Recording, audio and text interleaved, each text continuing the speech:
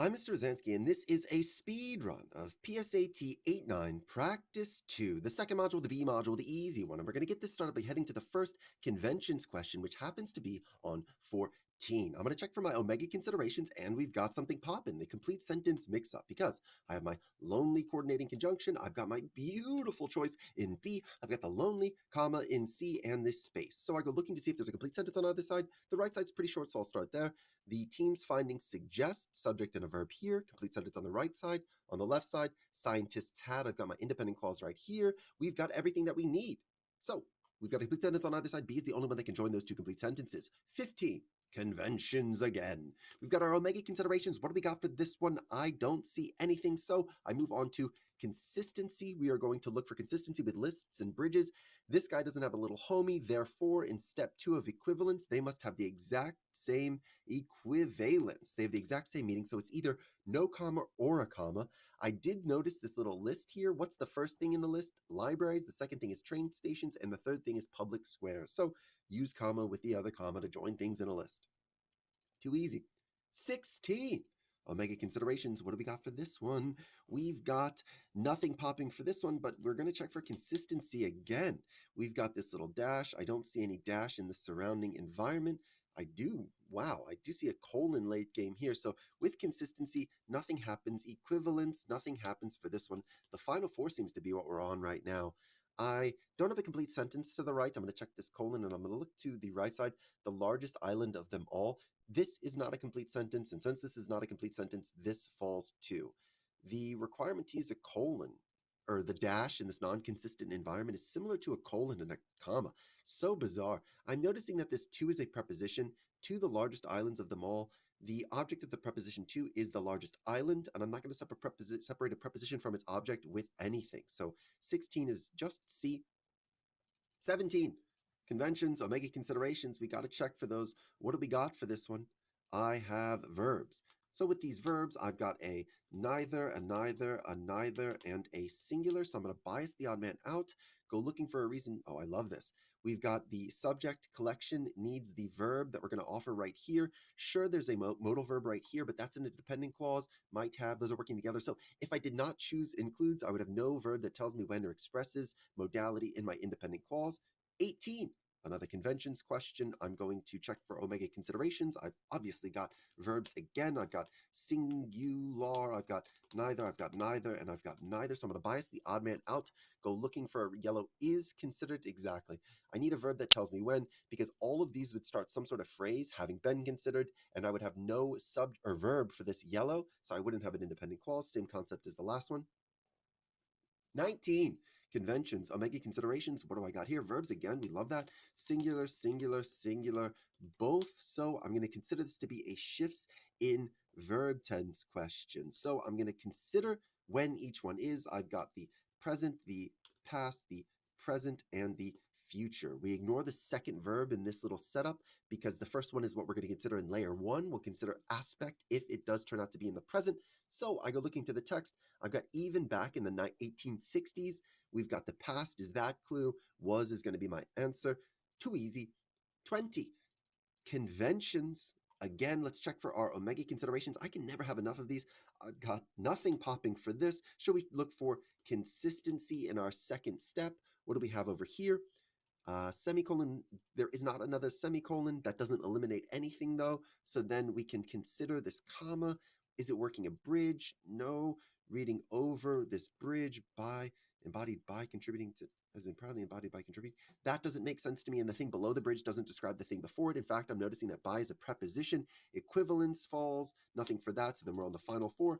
This is exactly like that question a few times ago. It's so weird. I'm just going to pop back for a moment. This one, such as prepositional phrase with a list, we do not separate prepositions from their objects. 14 didn't engage with that concept. 16, what we talked about here. To is a preposition. Its object is the largest island of them all. We're not going to separate a preposition from its object. That same concept is coming up again. By is a preposition. Its object is native Hawaiians, because this is passive voice, the agency phrase presented by this by. We're not going to separate a preposition from its object, so we just land on D as well in this final step. There is not a complete sentence to the left because of the reason I'm describing right now, and then that should fall there. So we could have done it the final four route. interesting choice for them to focus so much on prepositions and objects. We do have 21, we do have the omega consideration for mood that's popping in here. Are we making a statement or asking a question? The reed of a wind instrument is the mouthpiece where sound is made. We are making the statement for C. 22, we're out of the grammar questions, unfortunately, and we're on to the transition questions, fortunately, right? Everything's a win when we're this good. Many butterfly species have bold, brightly colored wings. That seems to be significant. Some, so we're contrasting, have wings that are almost completely. In other words, we're not restating. We want to do the form of contrast that's present on here. 23, another transition question. We've got this person who often is going to be a great signal element. He has work. So this is an instance of one of those things. So we're not specifying, we are providing an example. Absolutely. Logical transition again. A study investigated the relationships between nonprofit organizations' spending and performance. The researchers examined the correlation between how much spent. This feels like it's specific, but I just need to make sure that I'm touching spending and performance. Operational costs is spending. Then we've got overall success, which is performance. So we are exactly what they did. So for 24, it's going to be D. 25, another transition question. I go looking in the surrounding text. The crystals are also not visible to the naked eye. They can usually be seen under a microscope. So we're not are not visible to the naked eye. For example, so it's not the same thing because it's something that's different. For example, this is what they can be done. This false. Cause and effect. Because they're not visible, they're usually seen under the microscope. That's not, I can see it's going to be this one, that said, which is a form of contrast. Even though they're not visible to the naked eye, they can usually be seen. We're contrasting the also not visible to the usually can be seen. I could see how somebody would want to say cause and effect, but just because something isn't visible to the naked eye doesn't mean that you can always be able to see it with a microscope. I can't see insert galaxy name that's super far away. I wouldn't be using a microscope for something like that. We just have the contrasting concepts as outlined. By that said, I look to the left side. To perform a definition, a figure skater must leap into the air, 4.5 rotate. It's really hard. This really hard thing. In 2022, when they did this, the audience was when she did that super hard thing, the audience was left awestruck. I've got this like because it's hard. Solution is this. Fittingly is going to be my closest cause and effect engagement with that one. 27. Wow, we've got transition all the way smacking up to this first and only notes question. So we can engage with parsing out our goal. The order in which the two marches occurred after they marched in London, they marched like this. This is providing order. This is saying that they did this in the same time. A march was followed by, so both of these are making statements of fact. The difference between them is that A is saying that after this is saying that London did it first, was followed by, and this one's saying that New York did it first. So which one is true? Suffragists in the UK did it here. Suffragists in New York. So the order goes, wow, I wonder how many people would get this wrong if they just switched the two of them. So this is a liar. This one is true. This one, they can't have three tremendous mix-ups in this one. This is just one of them. I would need the notes to know the order in which they happened. What a fun question for 2027. So tricky. 1, word choice. Let's build our anticipatory word. We're not going to have signal elements because we've got this weird little narrative. But he had made up his mind and had only to determine the time when he would ask her to be his wife. I've got pick as my anticipatory word. Choose is gorgeous for that one. For 2, we are going to look for signal elements or context clues. When play different recordings for oyster larf. Weird. Groups that heard the sound of a healthy oyster reef were the most. I have no idea. I'm going to just look for more. They were twice as likely to show signs of making it permanent. So this is positive. So I guess it's like happy is going to be my anticipatory word. I go looking. Happy. No. Liked. Distressed. It's either responsive or liked. I'm going to contextualize these back in. Groups that had heard the sounds of healthy oyster reefs were the most liked. No. This is a fun question. Liked is wrong because the oyster reefs liked the sound, but this is saying that the groups were the most liked, but the groups were responsive. They were happy. They enjoyed hearing it. It is the sounds that were liked by those. A fun little mix-up to eliminate this one. 3, We are going to look for signal elements, but we're not going to have it because we're in this weird little setup here. So we're just going to read it and build our anticipatory word. Propped, we'll step back one. Couldn't stop looking at the sepia-tone photograph in the oak. Propped on the window ledge, it featured a portrait of great-great-grandmother Rosita as a young woman. Showed, demonstrated, displayed is going to be it. We've got 4, another word choice question. I love this little colon as a signal element. What's on the right side? Approximately 20 years older than when they first encountered in 1911. Okay. She and her colleagues have found the slight age difference from the first is going to be my anticipatory word. Original best matches that notion of first. Main purpose of the text. Let's grab this final. Well, we got a colon, but we'll do this both at once. This is a kind of a long text, and I don't want to summarize 1,000 things. So because of that, I check that out for a little while, like it's some kind of movie. I don't know what that means. I don't know what that means. A book in a library. I check that out. The about to pass out show. I have no idea what this means, so I'm just going to start reading the text. These main ideas in narratives are kind of silly. So I start reading. I just go there to the bus stop to look at the people working out. I go to the bus stop to look at people working out. So see, the gym across the street has a big window, see, like the hole in the wall in the window, see, and they have the, wow, I am a giant creep, and I be watching people like a massive weirdo, and trust me, they ain't, and making fun of people. Exercising is super chill and based. So I check out, so now I can conduct it. So I check that out. So I stare at them. Because of that, I creep on them for many minutes. Based, right? Based. Weirdo. What's the main purpose of the text? To show that this person is a weirdo, to give a reason why the narrator is excited.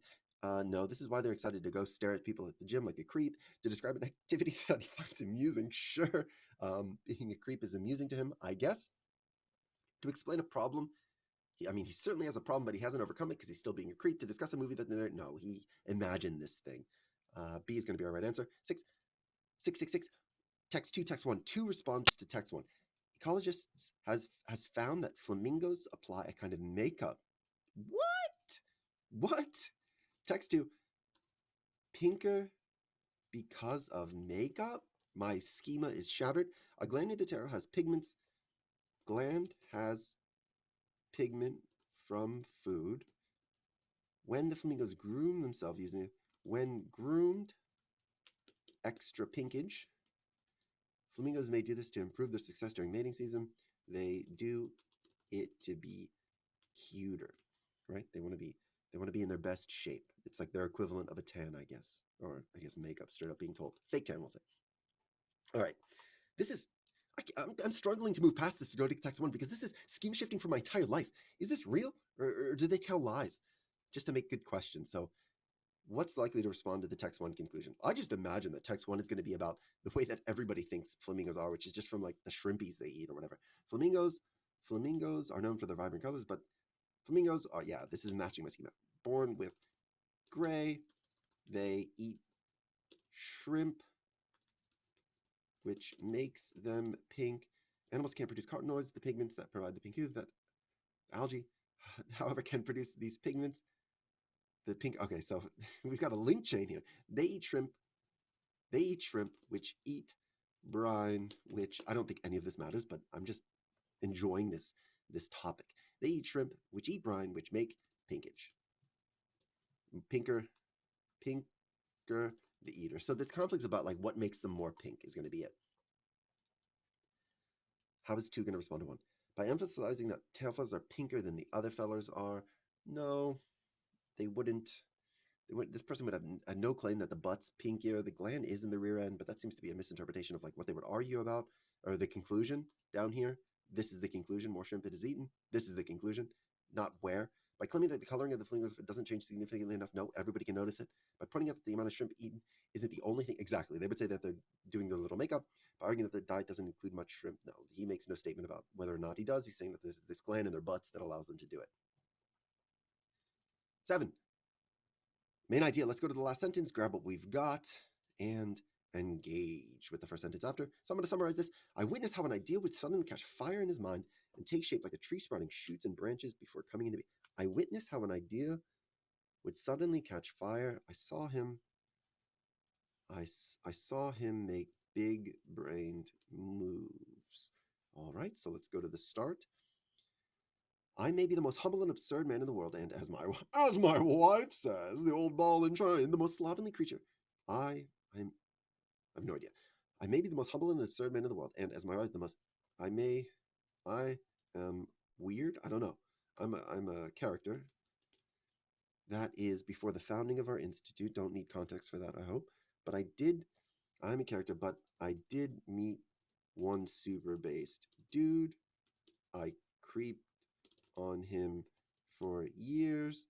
Creep, continued. Man, we sometimes have these little themes here. We had this theme of this notion of prepositions on these questions here, and here we have this theme of being an absolute weirdo, just staring at people.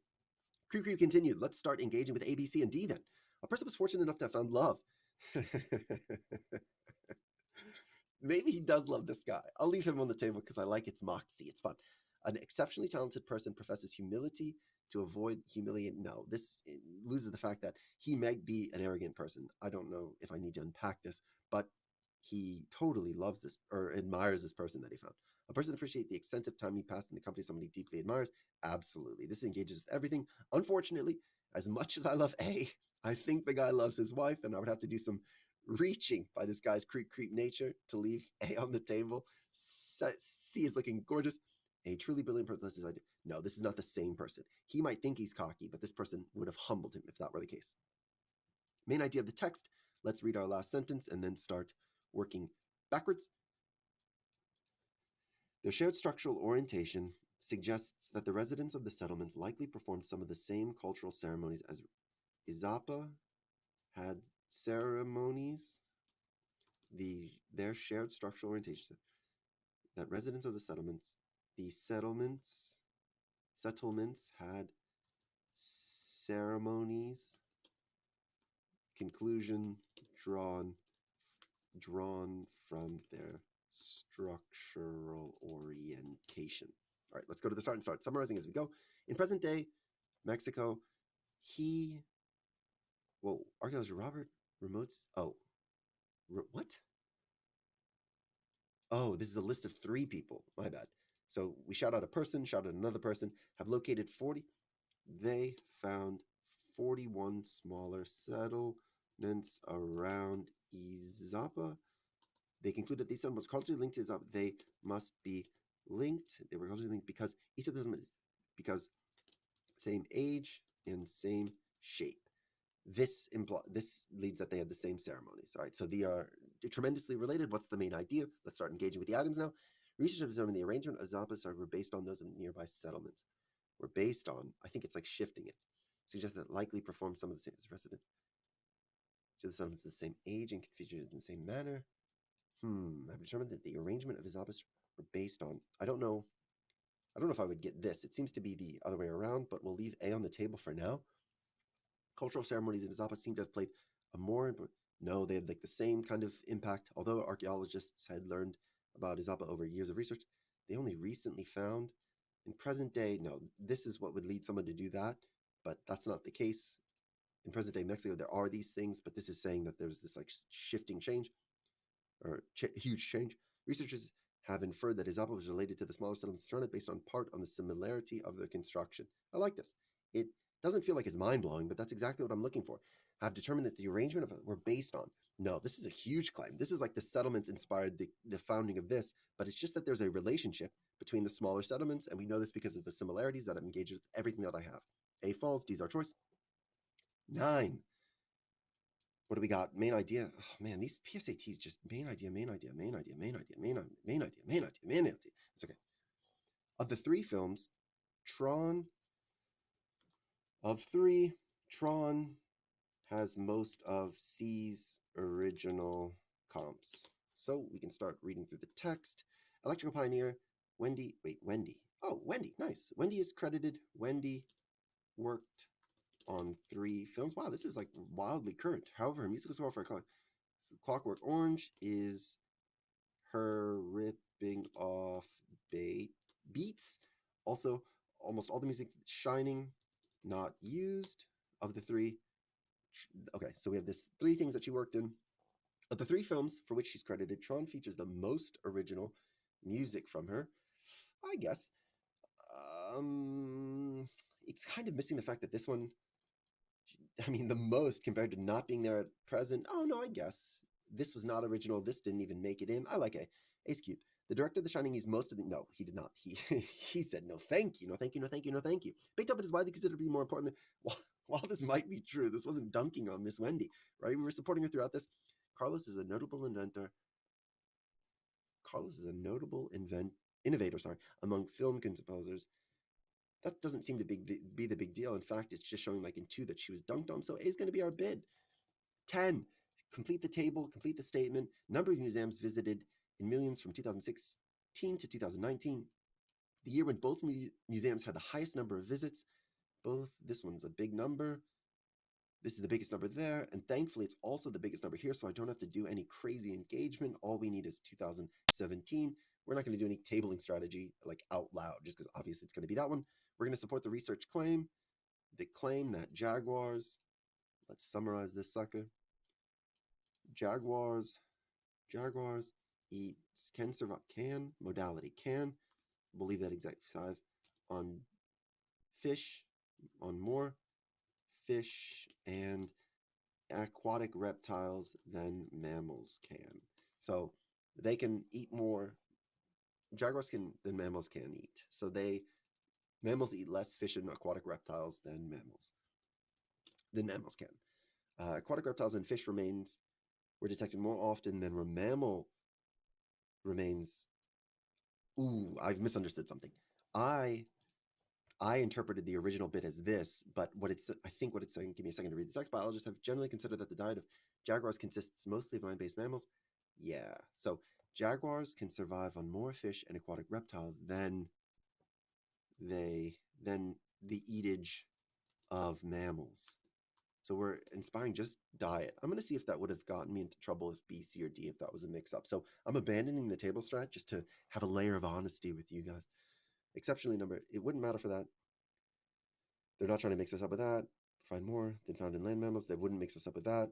Yeah, none of this would actually engage with that mix-up. So this is a very fair question. I dig it. So can survive more on aquatic reptiles than the eatage of mammal. 11A is looking pretty cute. That they can survive on eating more fish and aquatic than mammals, and this is by looking at their poopy, they were able to find more of these than they were of animals. I like this. Exceptionally high numbers of who knows if we would eat them, B is going to fall. Aquatic prey like reptiles and fish in the area provide a source that aren't often found. C is pretty cute. Omega-3. Researchers studying a population of jaguars living in the Brazilian claim that they can survive more on fish and reptiles in this. Aquatic prey like reptiles and fish, they provide a source. But that doesn't, sure, so this might be true. I'll just grant that this is true, and I think it is true. But that doesn't mean that more of their diet has to come from fish or aquatic reptiles, because what if they have like a gram of omega-3 fatty acids, and land animals have none, but to survive you only need 1 gram. So you could just eat one fish and get your 1 gram and be done with it. So C falls. This, speaking holistically, and all the nooch and all the things that are provided is nice. It's like under the umbrella of A is C. When jaguars in the area preyed on mammals, they tended to prefer semi-aquatic ones. Parsing out capybaras as a unique group doesn't seem to matter. It's mammals versus aquatic reptiles. This is irrelevant. We're on to 12 now. How much do we got? Oh, just these 2 questions with 4 minutes. We're chilling. We are chilling. So let's complete the statement. 3 studies estimated average velocity of LMC. Therefore, if Bessel and colleague were correct, the maximum average velocity of the LMC that would allow it to maintain orbit around the Milky Way is likely. I know that I don't. Researchers, year, estimated average velocity. I know that I don't have an idea. My question is, maximum average velocity would allow it to maintain orbit, I don't know when orbit matters for this, so I have to read some of the text. If I were to go back a sentence, it's all of this. Let's just start at the start because we've got so much time. In 2016, they calculated the most accurate estimate yet. In 2006, this was the most accurate estimate yet of most accurate estimate yet of trash. Most accurate estimate yet of the average velocity in kilometers per second of the large cloud galaxy. Before the 2006 study, estimates of the average velocity were low enough for the LMC to maintain an orbit around before were low enough, but according to an so these before the 2016. So this was low enough to maintain, this was low enough to maintain. This and this were low enough before were low enough to maintain an orbit around it. But according to an analysis by Gertina Besla and colleagues, so a third person came in from the top ropes, that 2006 is too high. So can maintain orbit, can maintain orbit, can't maintain orbit. The maximum average velocity for the LMC that would allow it to maintain orbit around the Milky Way is likely, I like 344 is my initial idea. So I'm going to start engaging with the items. Above 344, no, I want it to be 344, so I'll take him off the table. I want it to be 344, and this takes that off the table. This, I've run into trouble. So my initial lens is like, I just wanted it to be 344. None of them gave me 344. So I'm going to take them all off the table, and I'll work from the bottom to the top here, just because I'm so confident that this below is wrong, because it shows that it worked at 297 and it showed it maintained at 344. This one falls because it showed that it maintained at 344. And in fact, that it didn't even maintain at 378, so those fall. Now we've got A and B on the table. Both of these are not allowing me to access 344, but I want if the colleagues are correct, and they're correct in the notion that too high is 378, the maximum average velocity for the element will allow it to maintain orbit is likely. I don't like this one because it doesn't access 344, and it puts it at 298 when we know that it can get way higher than that. While 344 doesn't allow me to access it, it does provide a range. I can't draw this out on paper. Maybe I can help us with this. So we've got 297. Then it's all of this is proven to be higher. Then we've got our 344, which you can access. And maybe, and then we've got the landing on 378, is my interpretation of this. It wouldn't be right for them to assume that the maximum average would be this when it was proven to be higher. So I'm going to go in the maybes on this one. For 12, I'm going to pick this one. I don't like this question very much. I don't like that I can't access 344. I don't like that we're comparing estimates, but for these I can say it was proven to be higher. And then these I would say, well, maybe at some point between the perfect temp or the perfect speed and the too fast, it had to have died out. It would be weird for them to have found the exact one here. So A, very tricky question is this one. Fingers crossed, boys. 13, final questions. Final question. However, both hatched from eggs laid by females. Both, however, I need some contrast. I'm going to go back just to the previous clause that I see. They discovered two weren't linked to any of the males. Both were certainly hatched by females, though. I know that. Okay. So, and then we're here. Let's try to engage. At least one of those individuals' mothers was born of a result of parthenogenesis. This one has parthenogenesis, so I need a definition for parthenogenesis. Parthenogenesis is a form of reproduction in which females reproduce without mating. So, parth equals no mating.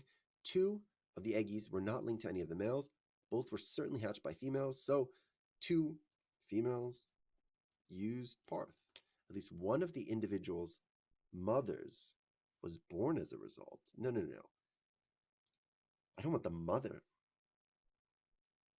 No, because if the mother was born as a result of parthenogenesis, we're trying to prove that these eggs were. So the mother could have been born from parthenogenesis, but then mated with a thing. So I don't like A, but it's kind of confusing, so I'll leave it on the table. Condors may reproduce through parthenogenesis in zoos, but not in the wild. oof, I'll read in the text to see if this is the next sentence says like they never do this in the wild. She produces an egg that contains offspring from the mother. Among birds have been found in a handful of species. Right. So this wouldn't make sense. Nowhere in the text claimed. It would have to say something like every single condor that has ever been reproduced in the wild has been found, and they've all been found to not have done this thing. So I don't know where we would be getting something like that. We'll move on to see. The mothers of the two individuals probably, I like this one.